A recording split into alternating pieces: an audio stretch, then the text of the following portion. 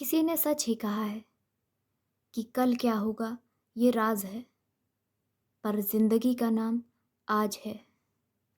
आज की यह कहानी जीवन की कठिनाइयों की वजह से होने वाले तनाव के बारे में है।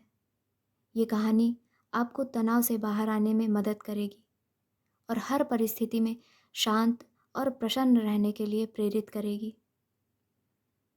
बहुत समय पहले की बात है।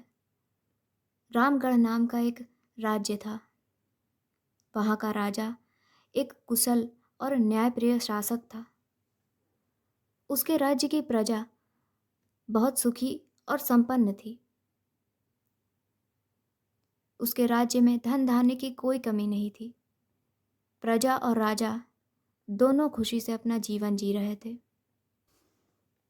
लेकिन एक वर्ष उस राज्य में वर्षा ही नहीं हुई और पानी की कमी के कारण फसलें सूखने लगीं और फसल ना उगने की वजह से राज्य में अकाल पड़ गया। ऐसी अकाल की स्थिति में किसान राजा को लगान नहीं दे पाए और इस वजह से राजस्व में कमी आ गई और राजकोष धीरे धीरे खाली होने लगा। अपने संपन्न राज्य की अकाल के कारण ऐसी बुरी दशा देखकर राजा को बहुत चिंता होने लगी। इस कारण राजा के दिमाग पर तनाव बहुत बढ़ गया। वह हर वक्त यह सोचता कि राज्य का खर्च कैसे चलेगा। कुछ समय बाद स्थिति सामान्य हो गई और अकाल का समय भी निकल गया। लेकिन राजा के मन में अभी भी अपने राज्य के लिए चिंता थी। राजा के दिमाग में अभी भी हर वक्त यही रहता था कि अगर राज्य में पुनः अकाल की स्थिति आ गई तो क्या होगा। कहीं राज्य की कमजोर स्थिति में पड़ोसी राज्य हमला न कर दें।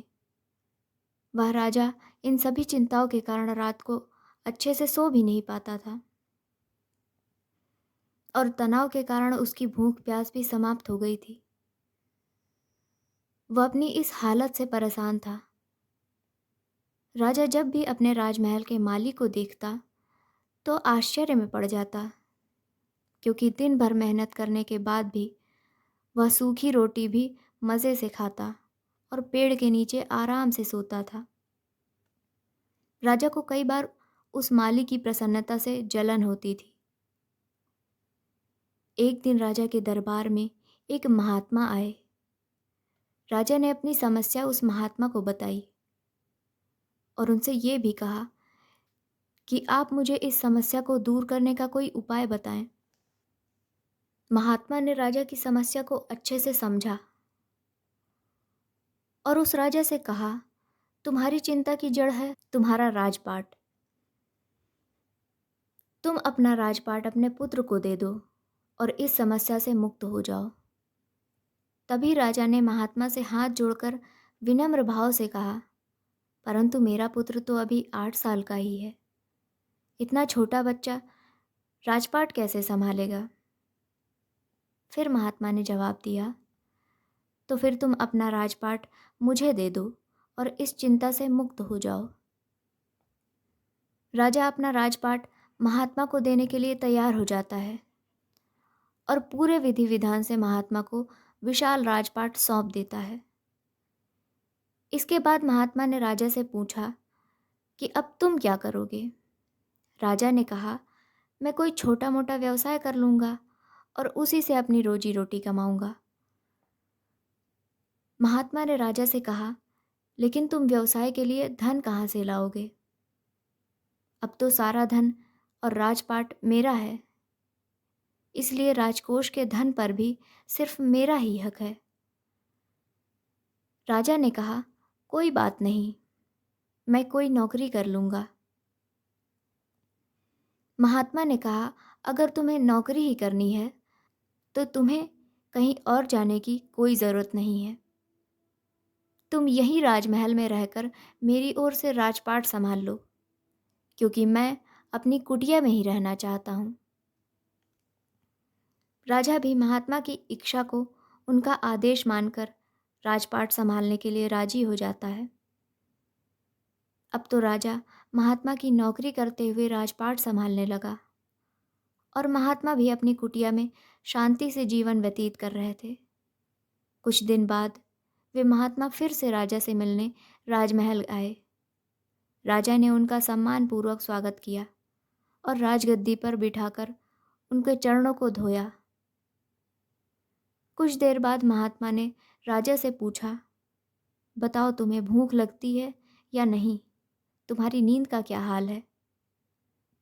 राजा ने शांत भाव से महात्मा का उत्तर देते हुए कहा, अब तो मैं हर रोज अच्छे से खाता हूँ और मुझे हर रोज अच्छी नींद आती है। राजा ने महात्मा से पूछा, मैं पहले भी राजपाट का कार्य करता था और अभी भी मैं वही कार्य करता हूँ, तो फिर इतना प्रभावशाली परिवर्तन कैसे? महात्मा ने मुस्कुराते हुए कहा, पहले तुमने अपने कार्य को बोझ बना लिया था और तुम हर वक्त उस बोझ को अपने दिमाग में लेकर तनाव भरी जिंदगी जीते थे। लेकिन राजपाट मुझे सौंपने के बाद अपना कर्तव्य समझकर पूरी ईमानदारी से राजपाट को संभाला। तुमने इस बात की चिंता नहीं की कि आने वाले समय में क्या होगा। राज्य के भले के लिए लिया गया कोई भी निर्णय कैसा होगा, प्रजा किसी योजना को पसंद करेगी या नहीं, इन सारी चिंताओं को त्याग कर तुमने केवल अपने पद के हर कर्तव्य को पूरी निष्ठा और ईमानदारी से निभाया। प्रजा और राज्य की भलाई के लिए जो भी बन पड़ा, तुमने परिणाम की चिंता किए बिना ही अपनी तरफ से प्रजा की भलाई के लिए भरपूर कोशिश की।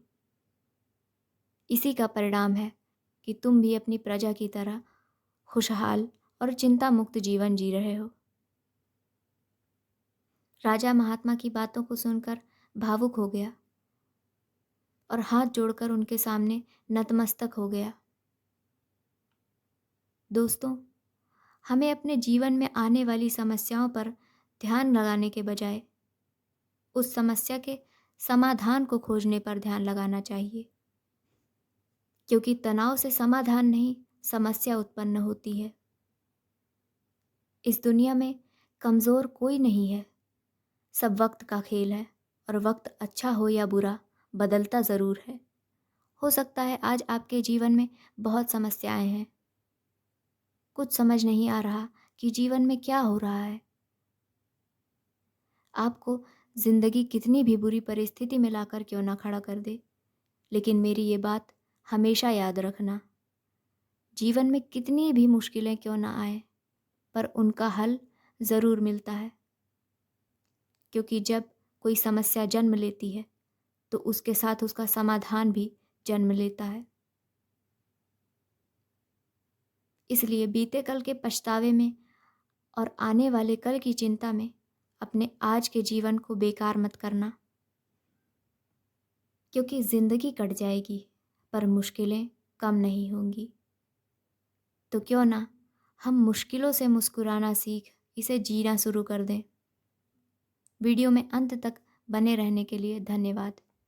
अगर वीडियो अच्छी लगी हो तो इसे लाइक करें और इस वीडियो से आपने जो भी सीखा कमेंट करके ज़रूर बताएं और अपने मित्रों के साथ इसे ज़रूर शेयर करें। और हर हफ्ते इससे भी अच्छी वीडियोस पाने के लिए चैनल को सब्सक्राइब करें और नोटिफिकेशन बेल को ज़रूर प्रेस कर दें।